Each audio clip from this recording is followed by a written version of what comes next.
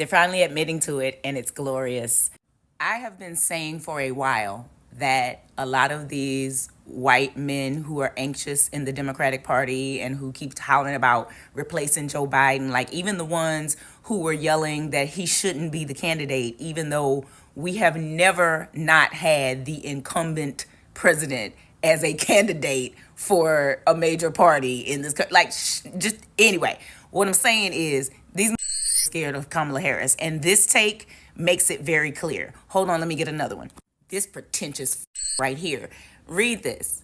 It should be clear to you now that these men are not afraid of Joe Biden's age. They are afraid of Kamala Harris taking over in 2026, and then off of the success of these two terms, running for president in 2028, winning, and then running again in 2032, winning, because the Republican Party knows that they are broke as a joke because Donald Trump has siphoned all their money away, so they can't even really afford any more campaigns.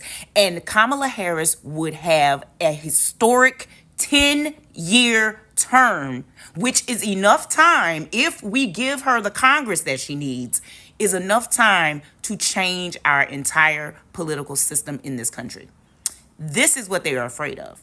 I'm going to say it again for the mentally delayed people out here. They are afraid of a Black and Indian woman being the person who fixes our country because it's on the lie of white male supremacy being what makes America great. Okay? And y'all are not mad enough, and y'all are not being petty enough for me, because at the end of the day, if you go and vote and put the Democrats in power, that means all of these Republicans, including Donald Trump, are going to have no protection from the federal government to when they come up for trial for these crimes. And a lot of these are being investigated for crimes. I'm talking about a lot in the House, some in the Senate, and obviously Donald Trump. And he will not get justice served to him if the GOP remains in power in the House, if we don't get a 60 vote majority in the Senate, because our Supreme Court is already kowtowing to him.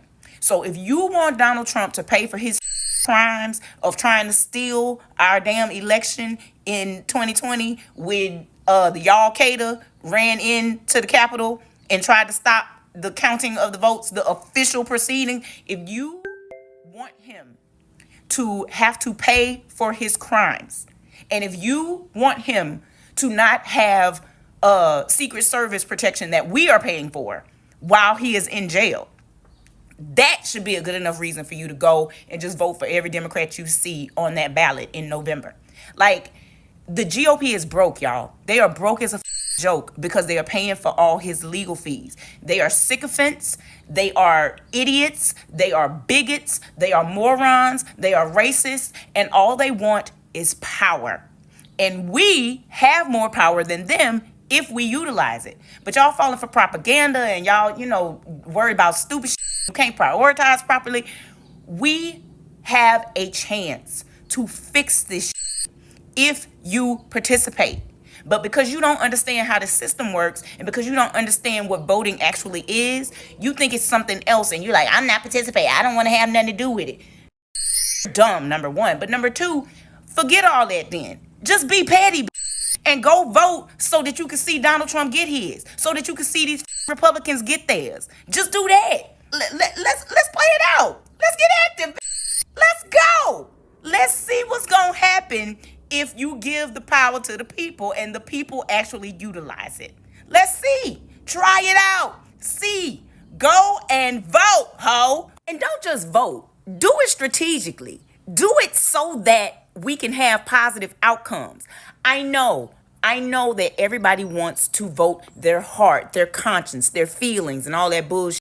But math don't care about that, baby. Math don't care about your feelings. Your feelings are valid, but they are not facts. Math, that's a fact.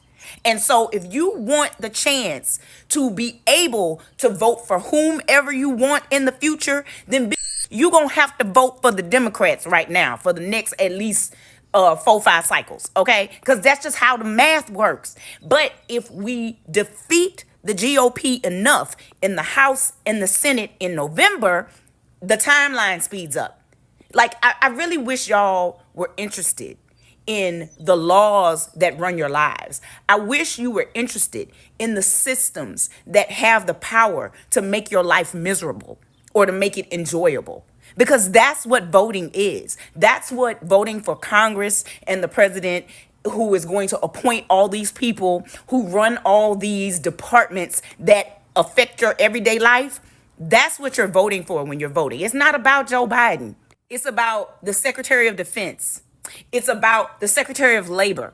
It's about the Secretary of Education. It's about the Secretary of Housing, the HUD houses. It's about who is over welfare benefits and SNAP. It's about who's over Medicare and Medicaid. It's over who's over Social Security.